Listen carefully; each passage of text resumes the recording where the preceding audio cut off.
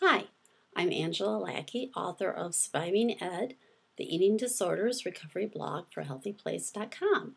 And I'd like to start out by saying that this video post was inspired by another Healthy Place blogger, Natasha Tracy, who is the author of Breaking Bipolar. She recently wrote a post called Bipolar Disorders Caused by a Bad Childhood, in which she disputes that having a bad or traumatic childhood is the cause of bipolar or other mental illnesses.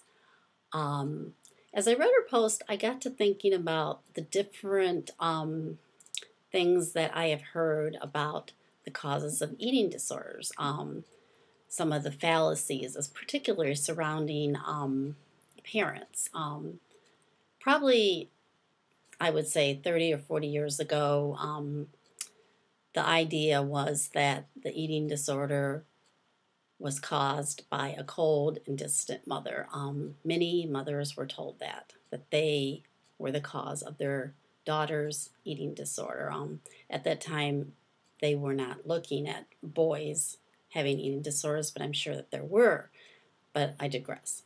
Anyway, the idea was that the mother was cold and distant, and the daughter was perfectionistic and wanted to please her, and these dynamics helped create the eating disorder, whether it was anorexia or bulimia. But, as we have moved on and studied eating disorders, we have discovered that there are a multitude of causes for eating disorders, and I don't think that we can say that there's any one cause of eating disorder. I think for me, I believe it is unique to each person, the cause of our eating disorder. However, I do realize that there are those within the eating disorder community who believe that genetics play a large role, and that you have to have a genetic propensity toward developing an eating disorder. I know that they're still doing studies about that.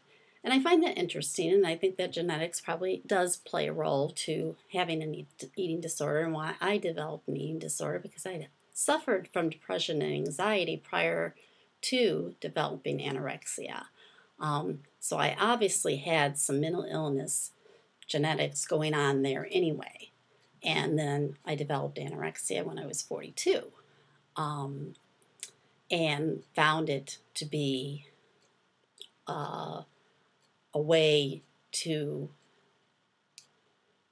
handle stress and handle anxiety and get through life. There are many things that anorexia was a great coping skill for a long time, until it stopped being a coping skill and started being a liability and a problem and an illness where that made me too sick to work and things like that. But okay, back to the causes of eating disorders.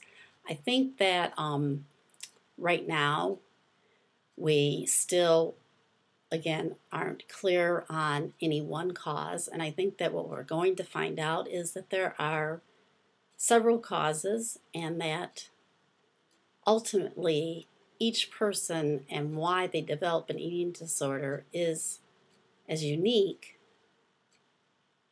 as the manifestation of the eating disorder within them. Thank you for listening, and I hope you read Surviving Ed. And again, I would encourage you to also look at Breaking Bipolar and the recent post about bipolar disorders caused by a bad childhood. Thank you.